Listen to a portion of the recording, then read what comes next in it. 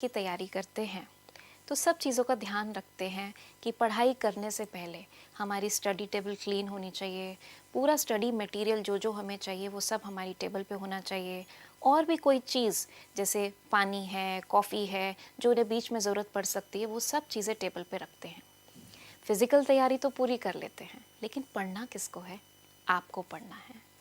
और जब आप पढ़ने बैठते हैं तो फिर क्या कहते हैं कि मेरा मन इधर उधर चला जाता है, और बिना मन के तो आप कंसंट्रेट कर नहीं सकते। इसका मतलब मन को साथी बनाना बहुत ज़रूरी है। हम केवल ये बहाने बनाते रहें, मन नहीं लगता पढ़ाई में, मन इधर उधर चला जाता है, तो हमें सफलता कैसे मिलेगी? क्योंकि success and excuse do not talk together. If you want to give an excuse, forget about success. और अगर सफलता चाहिए तो कम से कम एक्सक्यूज़ कुछ मत दीजिए। तो मन को तो हमें अपना साथी बनाना ही पड़ेगा। और जब हमें किसी से हेल्प चाहिए होती है तो हम एक पॉजिटिव अप्रोच रखते हैं उनके प्रति और उनसे हेल्प मांगते हैं। इसी तरीके से अपने मन के लिए भी एक पॉजिटिव अप्रोच चाहिए। अपने मन को दोस्त बनाइए, उससे बातें करिए, अपने आप से बातें करिए कि हे मन, तू मेरा बहुत अच्छा दोस्त है, तू ही तो मेरा सच्चा साथी है। हाँ, और तू बहुत पावरफुल दोस्त है मेरा। अगर मेरी शक्ति और तेरी शक्ति साथ मिल जाए तो हम मुश्किल से मुश्किल सब्जेक्ट, मुश्किल से मुश्किल टॉपिक को भी कर सकते हैं। इस तरीके से अपने मन से बात करके उसको अपना साथी बनाएं। ये है हमारी पहली टिप, मन को साथी बनाने की।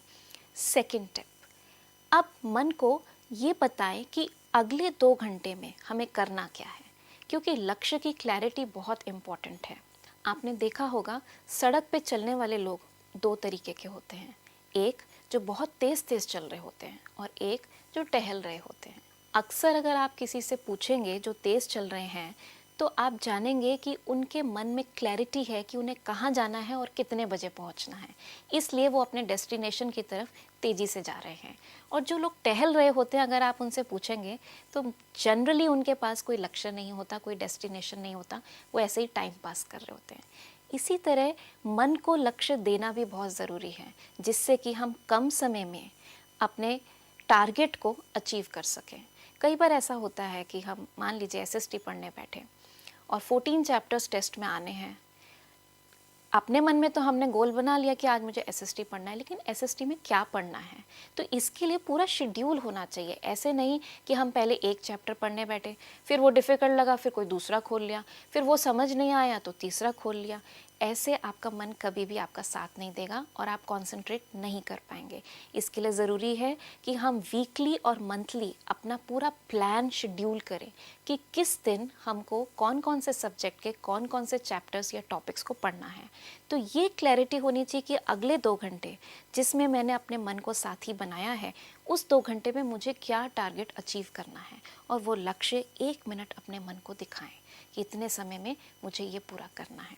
और तीसरी बात, मास्टर बन के और साथी बनकर अपने मन को इंस्ट्रक्ट करें कि अगले 2 घंटे के लिए पूरा फोकस इसी टॉपिक पर होना चाहिए। ऐसी कोई बात की तरफ मन ना जाए, चाहे वो मेरे मोबाइल पे नोटिफिकेशंस हैं या कोई फ़ोन कॉल है या कोई और बात है, कहीं भी मन ना जाए, केवल फोकस करें इस पढ़ाई पर।